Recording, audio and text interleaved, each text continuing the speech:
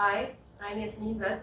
I've been working for the past 10 years in healthcare sector reform, in particular on governance, accountability, institutional development of clinical service providers in Egypt and in a number of MENA countries. I'm pleased to share my experience from the Egyptian healthcare sector during COVID and to share my insights on the challenges facing the government of Egypt in engaging the private sector from a public policy perspective. The COVID experience in Egypt has taught us that engaging the private sector is not a question of if anymore, and that the government did not seem to recognize the drivers of the different actors of the private sector, the for-profit and not-for-profit ones, and consequently how best to engage the private sector, through which modality and what scale. The private sector in Egypt, both the not-for-profit and for-profit, plays an important role in service provision. This is driven by the growing population and lack of trust in the public sector.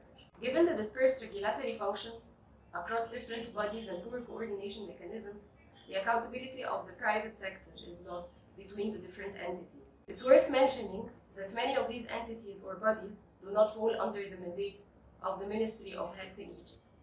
During COVID, the government attempted to set price caps for COVID services at the for-profit facilities and took measures to ensure the fair distribution of pharmaceuticals and medical supplies across all service providers. Even though the latter worked, the attempt to control prices was not quite successful. Case skimming was no longer subtly done by the private actors.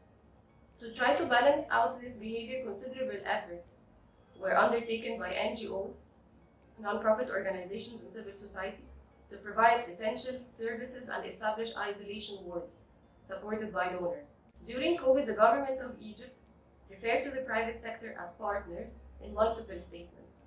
However, this partnership tone was not quite accompanied by proper institutional representation and coordination, where the private sector was largely not included in the central committees that were formed during the pandemic. The private sector would neither want to partner with a government that only engages it through regulations, nor would it like to be left with all the areas that the government does not want to cover, or carry such burden without a defined return.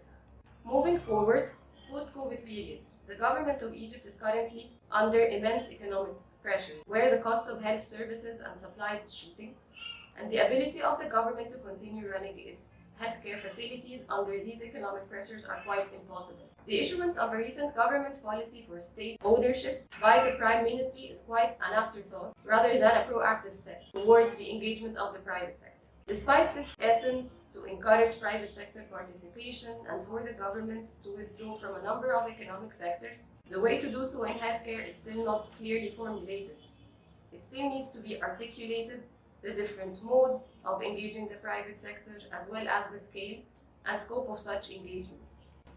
Since the private sector in Egypt is quite heterogeneous, the government also needs to study the different drivers and interests and capacities of different private actors to define potential areas of collaboration and engagement. This would enable the Ministry of Health or other government decision makers to match the right actor with the right modality, type of service for engagement, scope, and avoid unintended consequences.